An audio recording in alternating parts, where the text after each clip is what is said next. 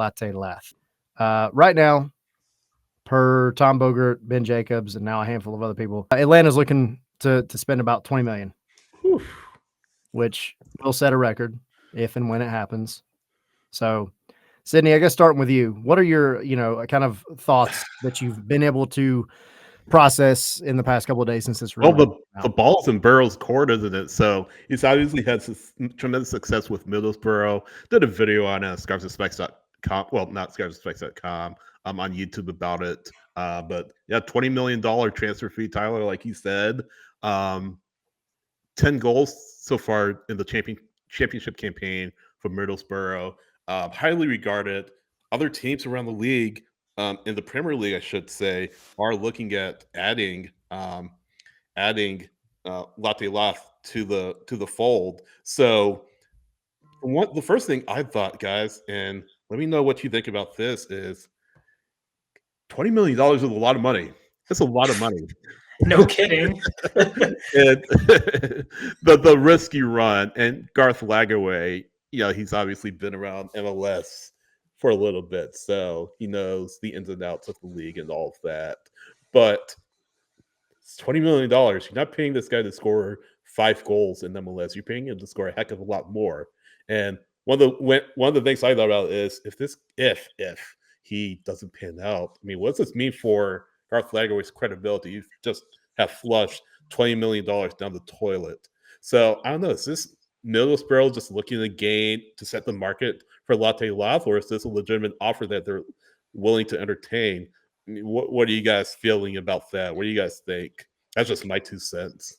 Well, look, it would be a league record transfer by a decent margin. Yeah. I mean, Cincinnati just took that from Atlanta, which at the time occupied like the top 4 spots, and still occupies like 3 or 4 of the top 5 at the like now. Yeah, I think it's 4 of the 5. But Cincy with Kevin Denke took that this offseason. Dude, I mean, here's the thing. I guess the big money signings in the previous front office maybe didn't mean as much as it does now, because back then it kind of felt like Atlanta was throwing money around for the sense of just throwing money around, just because we just have flexing. This money, we can use it, and if it takes that much to get this promising young player or this guy that looks really, really good, like, yes, we're going for it. Right now, we're talking about 2 of the brightest minds in MLS in terms of roster building, in terms of, building clubs over the past decade, more or less. Right. Like in Garth Lagerwey and Chris Henderson. Like, if these guys are willing to spend that much money, because we know Garth doesn't overspend. Like, this guy pinches pennies, even with, Arthur Blank's checkbook. And that tells you something. If he and Chris Henderson are both willing to spend $20 million on this player, who, by the way, Middlesbrough purchased him for $5 million. So they're paying quadruple what Middlesbrough paid for him. Which, I mean, if you're looking at Borough, it's a pretty good deal for them. But for Atlanta, it's got to mean that Chris Henderson and Garth Lagerwey see a player that, like you said, Sydney, isn't just going to score a few goals. He's going to be a Golden Boot candidate. Or, it has to be a Golden Boot winner. He better be. For that money, he's got to be a Golden Boot winner, MVP candidate sort of guy. Like this guy's got to be the guy. It's the same thing with Cincinnati. They're not bringing in Denke to just be a contributor off the bench. They're bringing him in to, set the league on fire, more or less. And, that's sort of, I'm not trying to be half empty here, but that's sort of the danger in giving it or offering that much money for a player. That's $20 million. Like, if this doesn't work, I mean, what does that say again about Garth Lagerwey and Chris Henderson? And to your point about, Lagerwey not being as willing to spend money, was that because the directive from Adrian Hanauer at Seattle was, just be as physically responsible as possible and use the resources you're given to bring in players? Or is this just his MO? And this is a massive statement of intent for Atlanta United. Again, this has to work. If it doesn't, you're your reputation takes a massive hit, and a lot of the fan base is going to be like, "Here we go again." I thought we left that stuff in the background when the other two guys were running the team, and Carlos Bocanegra and Darren Eales. This has to work. This has to work. I know people are skeptical about spending $20 million on a player in the championship, the second division in England, but honestly, the championship is relatively comparable to MLS if you think about it. And also just looking at his numbers, his seeing some of his highlights, the guy looks like the real deal. He has very, very good numbers for forward. He's actually, FB Ref compares him to Yorgos Yakimakis, which is pretty funny. But if you watch him play, you see the qualities that Garth Lagerwey was describing when it came to the kinds of forwards that he was looking for to complement Alexei Miranchuk at the 10. He's looking for someone that's pacey. He's looking for someone that's going to make, the runs needed to really use Miranchuk's passing ability to its full extent. And Latte Lath does that. I put this on Twitter, but he reminds me of Joseph in a lot of ways in the fact that this dude's 5'11", but he can still get up in the air and win headers pretty well. And it's impressive. And no, this guy just knows where he has to be. He's good with his feet. Like, he's got the full skill set, man. He legit looks like he could do very well in this league. Now, whether 20 million is too much, we'd really have to see him play to know that. But to me, like, he gets me excited, at least. And I think fans should be excited for him. I think my biggest thing with him is if you watch his highlight reels or just him play, not even his highlight reels, not even like the good stuff that makes the cut, right? Go watch him play. Which I've tried to do a little bit since this popped up. He literally fits exactly what Garth Lagerwey and, to a degree, Chris Henderson said they were looking for. They wanted, and publicly said it, right? This is not like hidden information. They came out at the end of last season and said, we want a very fast striker that's going to be able to get in behind center backs, get in between that space behind center backs for the goalkeeper, guys that are going to win the foot race, right? But an excellent finisher, a guy that has the technical ability to go and, be almost like that Joseph, that when it is the poaching type moments in the box, he can still turn on a dime and take a shot and score. And he fits all of that. He's physical, right? He's quick, very quick.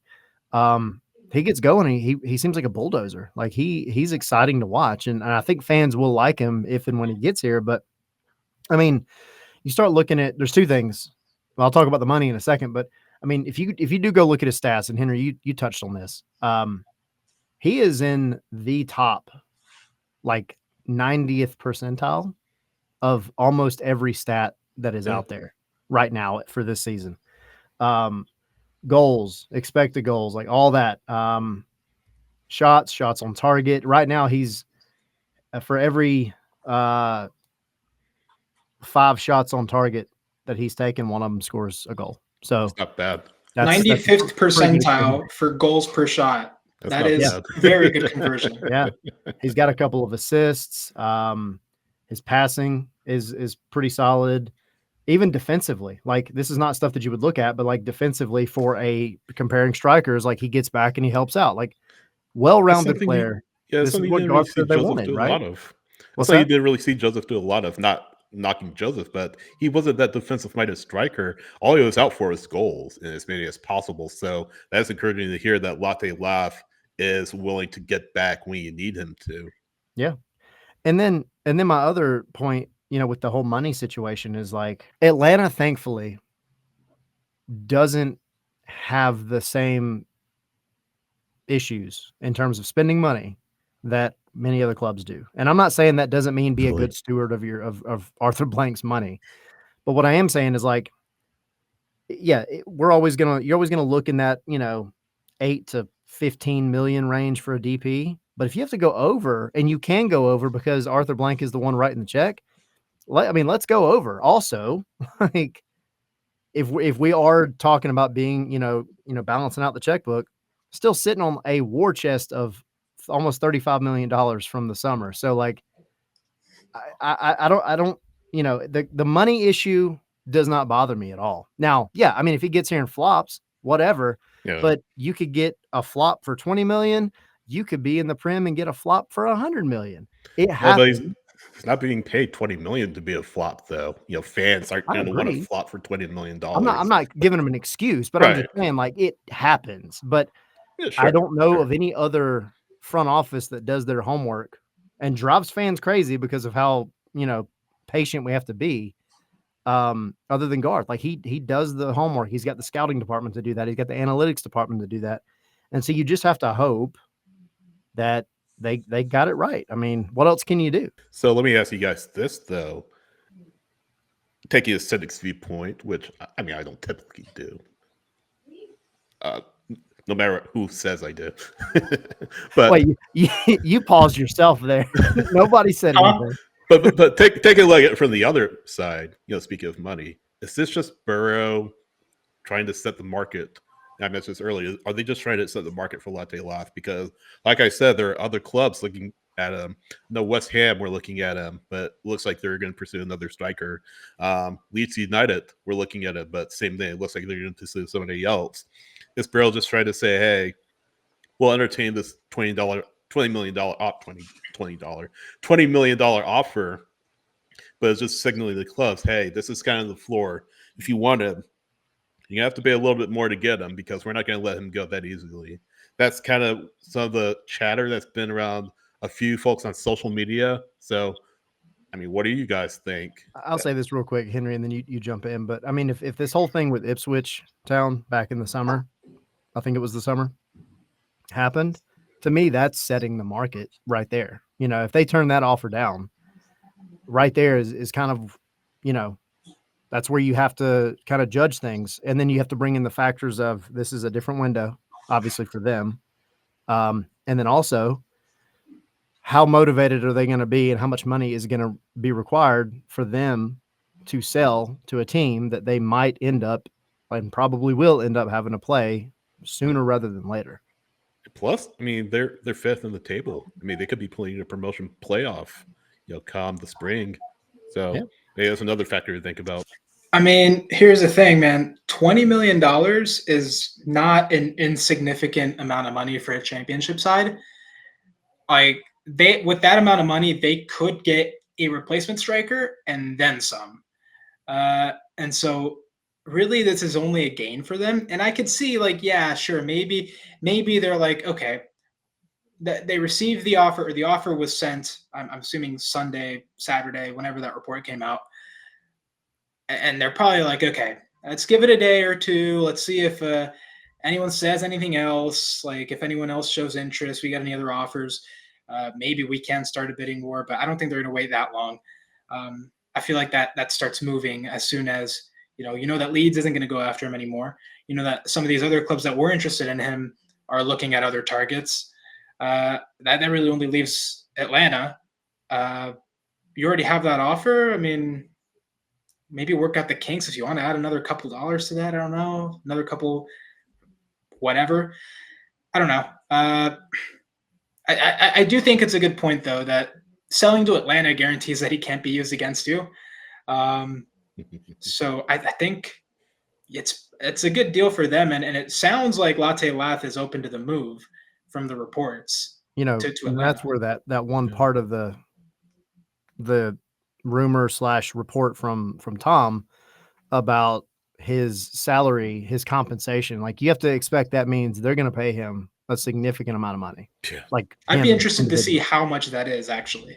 I mean, if Sebastian Drusi can make almost $7 million a year, yeah, that's an insane contract. We'll talk about him later. Yeah. How much is Shaqiri making? Like 11, I think. It's up there, or was up there. That's obscene. But just yeah, real I mean, quick. Really quick, I just think like that's one of the things that you have to focus on. Like, you know, there are other factors at play, and you know, I think Dan said in the chat a little while ago, Burrow's entire wage bill is like $16 million. So this is huge for them. Yeah, I mean, this is hey, dude, you paid all your players for a year with this sale, dude. Exactly. It's just there's a lot going for Burrow to make this happen, and especially if he wants to go. I mean, why not? Just real quick, looking at the last salary table. So obviously Messi is number one, 20 million. Insigne, 15.4. But then you go down, Busquets, 8.7. Driussi, Tyler, like you said, 6.7. Bernadeschi, 6 point, almost 6.3. Forsberg, over 6 million. I mean, start to wonder how much that's another piece of the puzzle we need to talk about. You start to wonder how much money are Atlanta United going to pay him. It sounds like, and this is purely speculative, it sounds like he may be the highest paid player in Atlanta United history. It really does. I could see that. I wouldn't be surprised if his salary, I mean, Benteke is making 4.69, almost 5 million. I wouldn't be surprised if his salary with Atlanta Latte Lath ends up somewhere around that $5.2 million. I was going to say it 6. really won't. 6 as high, no higher than 6, but somewhere between 5 and 6, which is insane. I think Joseph made what, like 3 or 4 million or something like that. I think it was like 3.5. Yeah. Yeah. And then you have to think about too, and we don't know contracts, but typically, especially with, you know, ping pong boomerang type teams in the Prem and Championship, when you have players that join that pyramid, and I mean, really any European soccer, they're going to have a clause in their contract that says, hey, if we make it to the Prem, if we get bumped up, we get promoted, my wage goes up, because you also get that extra money for the club whenever you make that jump. So, you know, it has to beat that too. Like the motivation for him to come here has to be monetarily more than the motivation he would require to help Borough get into the Prem.